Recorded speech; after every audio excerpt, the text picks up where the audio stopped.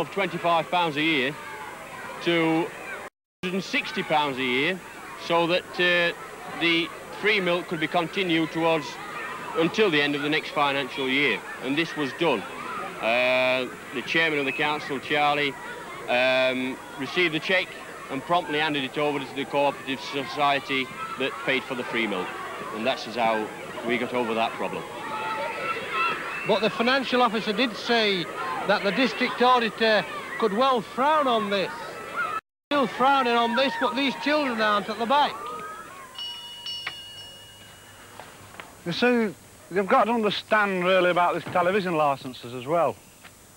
It's not just a question of outright defiance of the law yet again. It's something a little bit more than that, because we in Claycross and the people of Claycross are sick and tired of MPs and the Lords as well and all the others screaming about the plight of the old age pensioners, that they'd like to them with their television licences, but unfortunately it's not possible due to the fact that there are no provisions made within the law of the land so that they can be provided with these free licence. Well, we found one. It's here. It's Nye Bevan's 1948 National Assistance Act.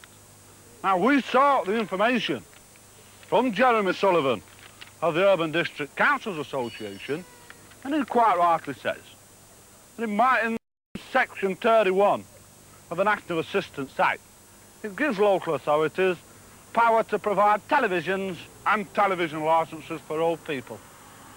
Is that defiance of the law? It isn't. It's a simple fact that the 1972 Housing Finance Act is designed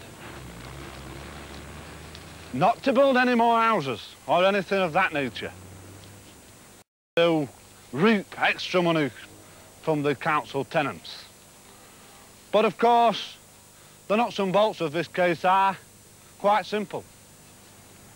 They are that first, when we tell Peter Walker and then Geoffrey Rippon that we had a mandate from the electorate, we're not in any way summoned under the Housing Finance Act, because there are no penalties under that. Instead, he uses the 1933 Local Government Act, an act of 40 years ago. And by simply doing that, he himself commits what we call an act of blackmail, of intimidation towards not only the councillors of Claycross, but the people as well. Of course, people now say, we've got a housing commissioner, don't we cooperate with him? Well, the answer is quite simple. We've been classed for the last 14 months as criminals. We've been dragged through every inconceivable court in the land, and we're still in the court, with even a prospect of going to jail. Of course, that doesn't worry me at all, because if in the end product is that for the cause of socialism, of providing roofs over their heads and giving the people of Claycross a better society to live in, then that's all right by me. But as for those pundits who say, now you've got a commissioner, 12 months after we asked for one, and we've got surcharges wrapped round his neck, how the hell can they honestly say to us, sincerely and honestly, cooperate with a commissioner? No, I'm afraid the commissioner is on his own with this one. There's no cooperation whatsoever. The cooperation went through the window when Heath and his rats decided to take us to the law courts and use the 1933 Local Government Act to humiliate us and persecute us in a vein and in a fashion, whereas nobody ever in the system of a democracy could have sustained.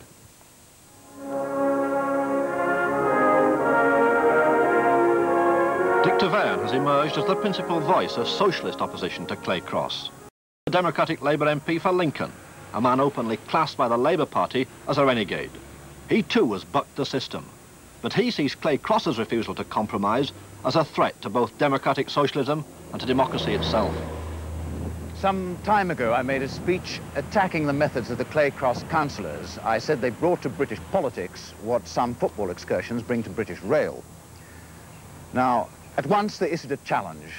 They said, would I defend my views, would I debate with them at a time and place of my choosing So I said, yes, I accepted it. I offered even to come here to Clay Cross.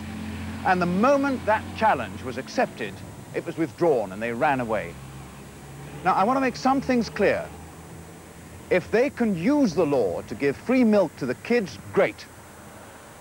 I'm just as much against the Housing Finance Act. It's a lousy act. And there's something else. I've got a certain respect for David. He has put red blood into socialism. But there's another side to the picture. And the first question is, who pays for the socialism of Clay Cross?